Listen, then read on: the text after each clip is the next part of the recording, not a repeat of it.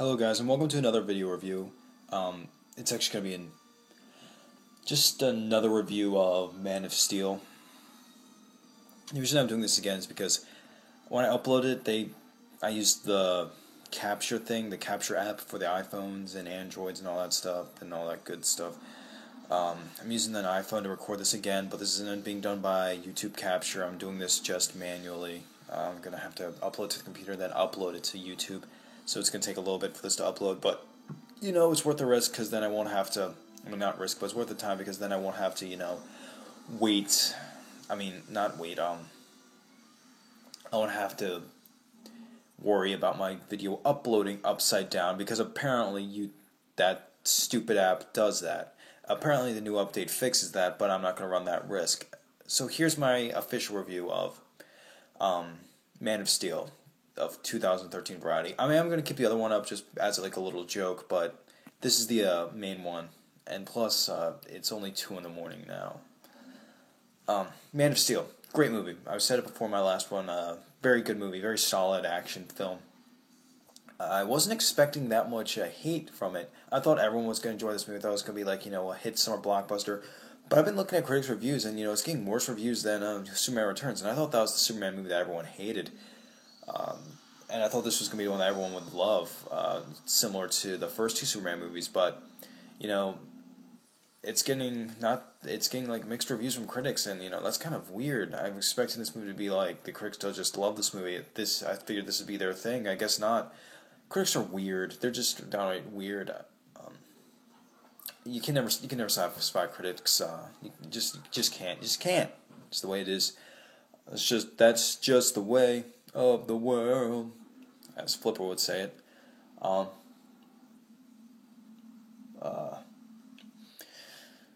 Yeah, but Man of Steel, like I said, great movie. It's not as good as the first 2. It is the best one since the second one. Even though I haven't seen 3 or 4, like I said before. And Superman Returns, even though I said that one got a lot of hate, I actually like that movie a bit.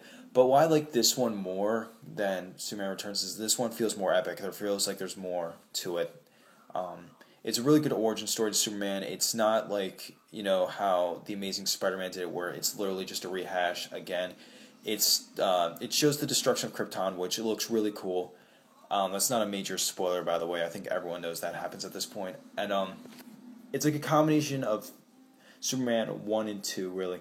And they did it really well. What was I thinking about? The music is really good, but I'm not talking about that right now. I'm trying to remember what that was on my mind.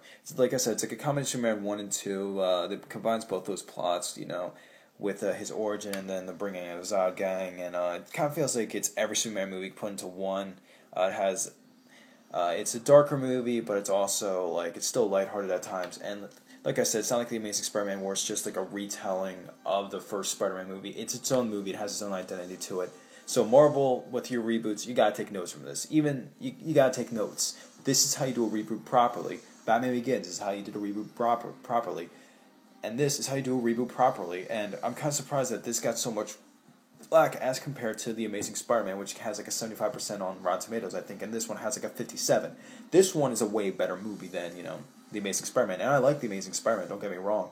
But that movie was just a rehash of Spider-Man 1. This movie is its own thing. It has its own identity to it. You can, say it's like, okay, this is a Superman reboot. You know it's a reboot. It's retelling some similar things, but it's not just a rehash.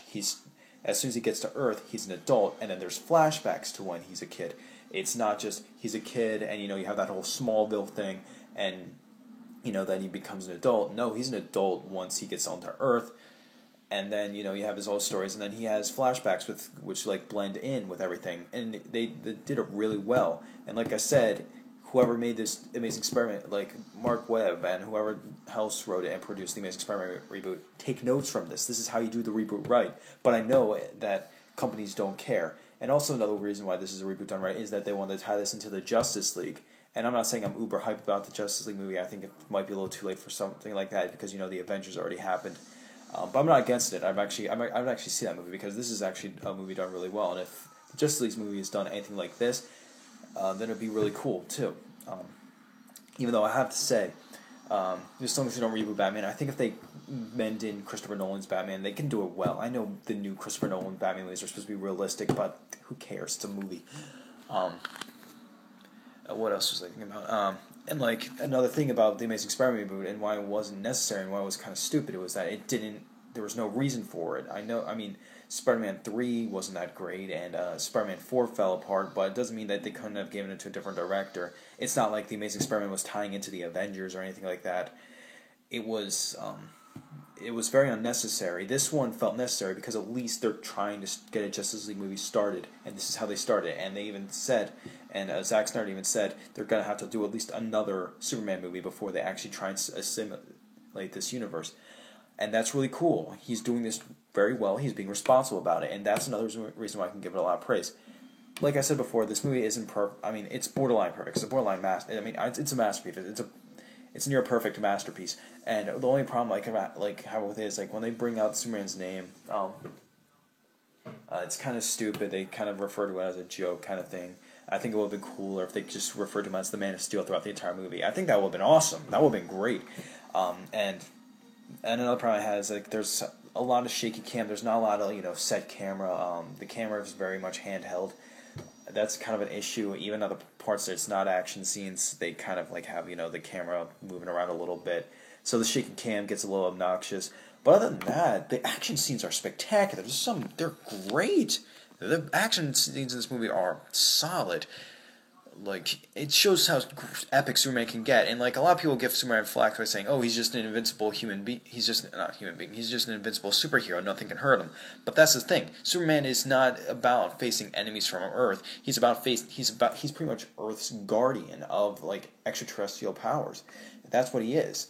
And even when he fights Lex Luthor knows his weakness. That's the thing. And I'll admit, I always liked Superman growing up. I mean, I never, read the comics really that much. I think I read like one or two, but I was more of a Marvel kid growing up. Spider-Man is my favorite superhero of all time, even though I kind of flacked on the Amazing Spider-Man a little bit.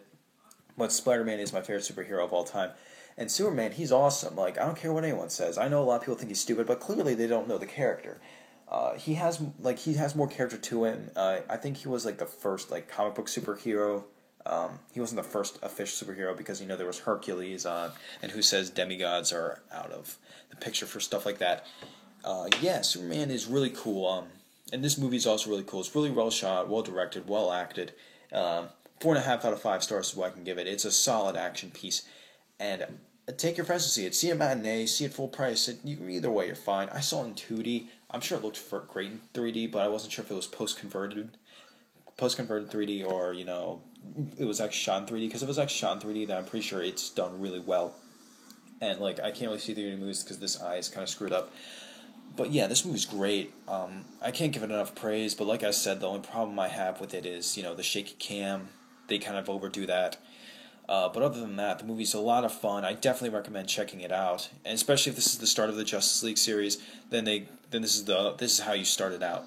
And like I said, Marvel, take notes with how you reboot your series, because this is how you do it. You don't do it after even though I think Superman Returns came out only I think that came out in 2004, 2005 maybe.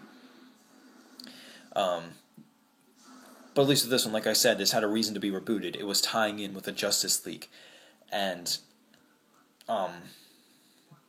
when they rebooted the Incredible Hulk, Hulk was stupid, and then they decided to reboot it so that way they can also tie it in with the Avengers, and similar to how, and with this new Man of Steel movie, you can pretty much say. I wouldn't say it's tied in with the other Superman movies, but you can say it can connect to them because all the flashback stuff's done. All this flashback stuff's done. So you can say all the stuff in Smallville happened, and then all this stuff happened. I've never watched the show Smallville. I think I've said that before. And I remember when I was younger, I didn't know it had anything to do with Superman, but because I never really caught on to the whole terminologies. I only know it was Metropolis, Gotham, and all that stuff. I was kind of stupid back then, and then someone told me, when I say I didn't know it was Superman, I mean, when the show first started in, 2001, it wasn't until, 2004 or 5 that someone told me it was tied in with Superman. I still didn't watch it. I just Never.